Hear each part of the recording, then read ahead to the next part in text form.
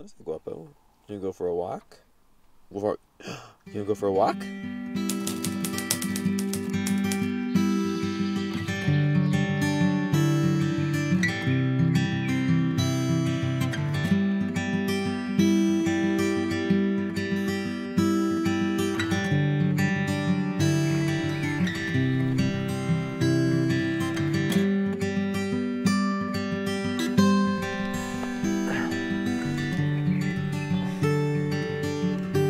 Guapo. No, no, no, no. No, no, no. Stay. Sit. Sit, Guapo. You can't make it.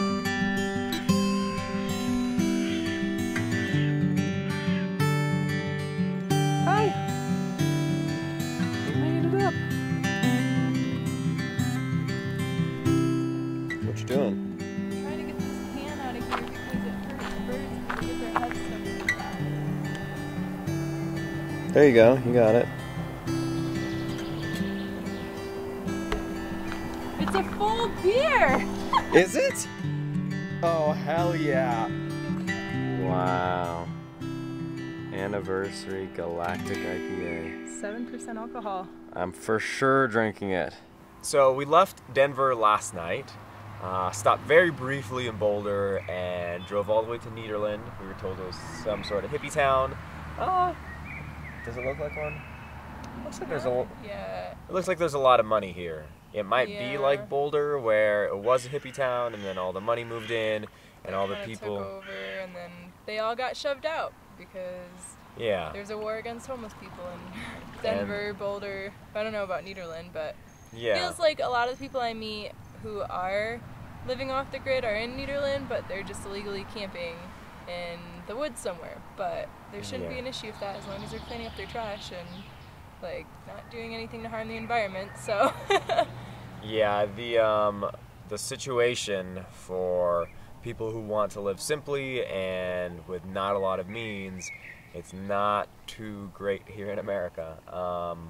There are options, but just the laws and the codes and everything, like we met somebody in Boulder whose parents broke down in their bus that they were living in and just stayed for 5 years right where they broke down. Try doing that in Boulder now. It's not going to work. Nope. But yeah, so we came to Nederland last night. We were like driving for like an hour and a half, off-roading for a lot of it, just trying to look for a dispersed camping site so we could be legal to sleep, because for some reason sleeping is illegal in most of the places that you drive to. And so now we're just out on a morning walk. We're going to cook some breakfast and keep heading into the wildernesses of Colorado. There's got to be a better solution for all these doggy bags. Look, someone left theirs. What's the point of that? Put your poop in a bag and then leave it. Do your part, people. So this is in like maybe 30 feet of walking. We weren't picking stuff up, but seriously, like, that's ridiculous. That is so bad. Like, pick up your own trash, people. It's there for millions and millions of years, but it takes 1 second. It's gonna be awesome when you're 80 and have a stomach full of microplastics because you just threw shit everywhere. With the birds in the early spring, so alive and welcoming, we never change a thing. We sing and we dance. We've walked the roads where the wild things they roam. We've climbed the palm trees in the middle of Rome. We've laughed and cried in the warmth and the cold. And I know more now than ever. Well, I've always been home. There's a frozen dead guy here in Nederland that back in the late 80s, early 90s, I'm not really sure. Yeah. When he passed away, he wanted to be cryogenically frozen so that if technology came later on, he could be brought back. That's crazy. And so he had himself frozen. His family has continued to keep him frozen all these years. Wow. And once a year here, I think it's in March, they celebrate Frozen Dead Guy Days, and it's a pretty big festival here in town. They have coffin races and all kinds of stuff. That's awesome. It's about as unique of a festival as you'll see in this whole country, I think. We are plowing through the forests of Colorado entirely in second gear. Can't go too fast because it's impossible. We are way too heavy. But the Voyager is running, sounding, and smelling better than he's ever been. So yeah, we're having a fantastic time. We're currently on the way to, wait, did we decide Golden Gate State Park or the Hot Springs? Should we soar through the sky in a metal tube? Passing through clouds with a bird's eye view. Stay, Should Guapo. we sail through the sea on a paper boat? 10th? With the compass to guide us in a telescope. Well, I've never felt like this. Thank you. You're like These days are nothing but bliss. Who knows where we'll go from here? Have you ever seen anything like this? And why do these people fear? I hope we'll never know. We've walked the roads where the wild things they roll. We've climbed the palm trees in the middle of Rome. We've laughed and cried in the warmth and the cold. And I know more now than ever. Well, I've always been home. Home's where you left me. It's where I'll always be. It's where I've always been. Meeting up with our friends Michael and Obsidian on Friday, this weekend. We haven't seen them since Las Vegas, and we were actually the ones who partially inspired them to hop in their Toyota 4Runner and hit the road. So we're super psyched to see them. And yeah, after we see them on Friday, we're just gonna be heading through Fort Collins and then gonna keep going all the way to Yellowstone. We'll be walking this trail for maybe 3 or 4 miles, but the goal is to find the perfect hammock spot. So keep your eyes open, and we'll keep ours. We've walked the roads where the wild things they roam.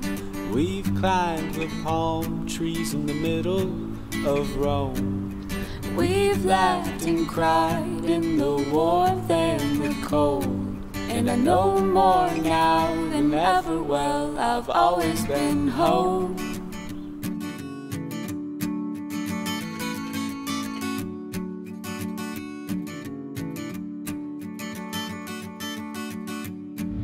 Here we are, it is 6 a.m. We're headed to the Loveland hike. Yeah, gonna catch a beautiful sunrise. Well, it's rising, but I'm gonna keep heading west and north and some other directions to keep exploring.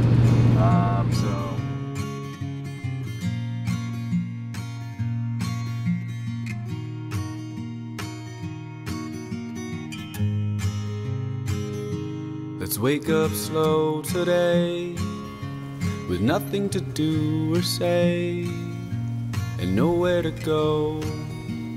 We are on like mile 2 of Loveland Pass. You asked me a question like, what do we do in life? Well, baby, I don't know, but I guess I could try. We could live in a small town with a small name, or up in the mountains, uncovered in snow and rain. We get to sit down. It's very difficult to vlog and hike at this high of an elevation. Yeah, we're gonna continue on the hike. It is so beautiful. It's a little chilly, but it's perfect. Why would it matter to me? We've got everything we need when we're right here. So light the fire, let's stay warm, and I'll pour you a cup of coffee. You know that scene where the Fellowship passes over the Cahadras? I mean, come on. Reach the summit. And wherever we may be, let the sun shine, let the moon dance free. If I could ask you one simple question, can I hold you tonight? If I ask you, can I hold you tight? Well, this box right here, everything was bungee corded, and we were in that tunnel. Probably one of Colorado's longest tunnels, and Nicole sees the box tipping over the side. It's like being held by the bungee cords, like getting looser and looser every time. And we're like, oh, what the ah! And so we see this this worker driving behind us, a truck, and I notice him, but then he turns on his lights.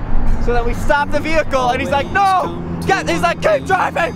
Keep driving! And we thought he was trying to tell us to stop. He wasn't. And yeah, basically we just got to do a way better job of driving this down. But I think we just went over a bump and it kind of tipped it, shifted all the cargo over, and yeah. So we're gonna fix it now.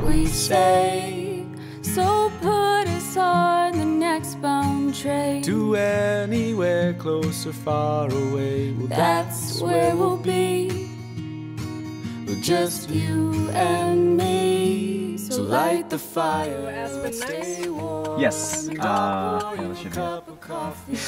we totally tried redoing the conversation we just had about where we're headed. But we're heading through Independence Pass, I believe. I could be wrong. But we just hit Leadville. The van was definitely struggling up one particular incline where it was like a 65 zone, and we were going like 30? We were going 25. 25 at the lowest, and I was like pedal to the metal. And there's Aspen. And then we're gonna take Aspen to around Glenwood Springs, and right around here is the Hanging Lake, which is a pretty iconic spot that we're headed to. Fingers crossed we make it. We'll let you guys know if we do, but we're going to. We believe in the Voyager. He just needs to go slow. Hey, brother. Hey. What's up? You're on camera. What's your name? Drew. Drew, my name's Troy.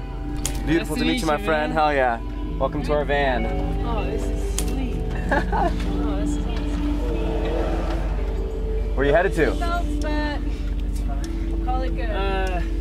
Just like a couple miles up the road. A couple miles up the road. Okay. Woo!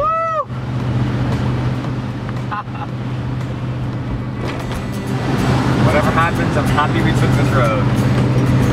What do you mean, whatever happens?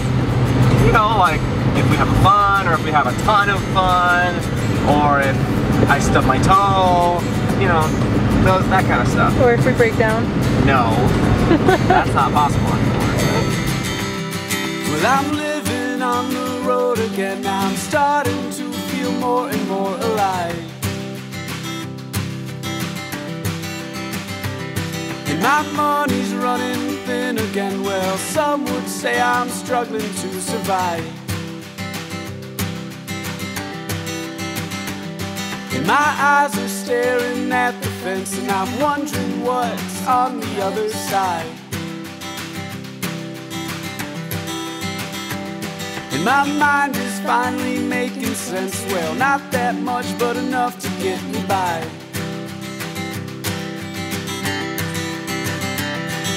And I wouldn't say that I'm lost. And we made it out of Independence Pass. Oh yeah. We were pretty worried there for a little bit, but here we are. We are hiking up to Hanging Lake. Quite the incline. It's got about 1,000 feet over a mile, like Nicole said. So yeah, second hike of the day. I really was very concerned about Independence Pass though. There were a few roads, quite steep inclines. We do okay in inclines. We don't really... We misfired a few times though, and I was worried we were going to stall out. I was like, okay, where are we going to pull over? Because there is no place on those roads to pull over. They're just like right up against the cliff and then up against like this wall of rocks. So. And after that incident in the tunnel, we were like, dude, does today get any harder? But I mean, just got to look at the positives. We've done so much. So let's go do more.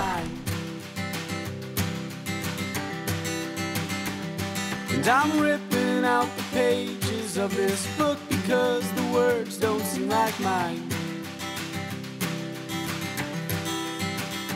We actually noticed something pretty interesting, that the elevation, you can really feel it compared to our hike this morning, which was at like 13 or 12,000 feet, and this might be at like 8,000. I mean, this is strenuous, but like we're going non-stop, and I don't really feel that like tightening in my chest. No, not like the other place where like you literally don't have air. You're taking deep breaths and you like Don't have enough. Ever be found. 'Cause I'm right here, wherever that may be. And when my time here is done,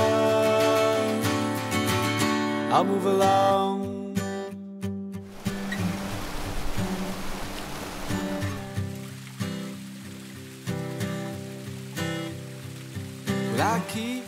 Our main road is taking us through Yellowstone to Montana because we have to drive Guapo back. His time for adventure is unfortunately over.